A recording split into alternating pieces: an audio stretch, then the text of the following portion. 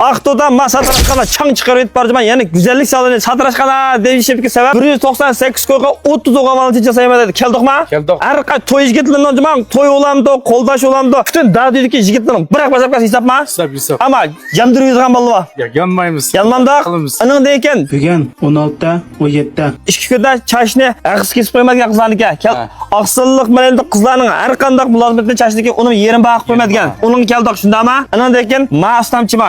Mayaqlab qolsa mening ustimam bo'ldi Şinjan obraz soha çekiştirikniki qo'rquvchisi. Bu ustamniki shu markasmi shu Şinjanniki ariyalarida shu markaga hamkorlashib bo'lgan bolalar qilib qolsa, men Aqto'nayda 3 tarmoq do'kon ochdim.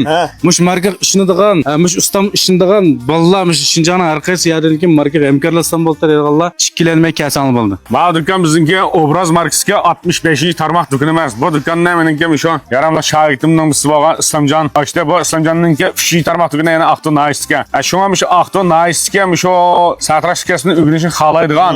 Yangi o'rganishli bo'lib qolsanglar, Islamjon bilan aloqalashsanglar bo'ldi yoki men bilan aloqalashsanglar bo'ldi. Biz mush dükanda sizlarni yaxshi bo'lgan texnik bilan sizlarni tarbiyalashtirishimiz ham. Shu Aqto'nayga bizning shu obraz markamiz dükkan açsam bo'ldi deydigan markalar hamkorlik o'rganishni xohlagan do'stlar bo'lib qolsanglar, har qancha Islamjon bilan aloqalashsanglar bo'ldi. Bizning Aqto'nayimizga bosh obraz Islamjon shu. Yaxshimizlar Aqto'nay barcha do'stlar meni hamda ko'pincha 50% adam tanıydı. Bu olsa mening ukam Islamjon. Bu shu do'konda mayli qizlarni mulozimat qildiray demsiz, mayli erlarniki mulozimat qildiray demsiz. Siz ko'nglingizga rozi bo'lgandek mulozimatlar ta'minlaydi. Davomli sizdan tanishingiz obrazda. Yurak biz 10 raqam yo'lga davomli chashni yerim kesib, yerim bag'aga. Ravurs qo'ymizmi? Bo'ldi, sizlar chiqargan zo'pingiz yurak bisa. Taqatgan xaridorlarga biz bo'ldi qilamiz. Faoliyat vaqti 16, 17. 2 kunlamjimi? Unda olib qolsa gapim nima? Mishadi jig'ay. O'zinglar kelib qilsanglar bo'ldi, mana faoliyatda yeni vaqash yo'q, qashqatga yo'q.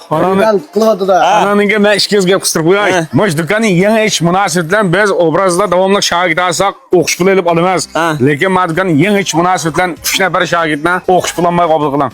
Aqto'nay tavasidan sizda yoki menda o'rganishni xohlagan bola bo'lib qolsa, sizga kelib qolsa, bir pon o'qish puli olmay qabul qilaman. Tamam?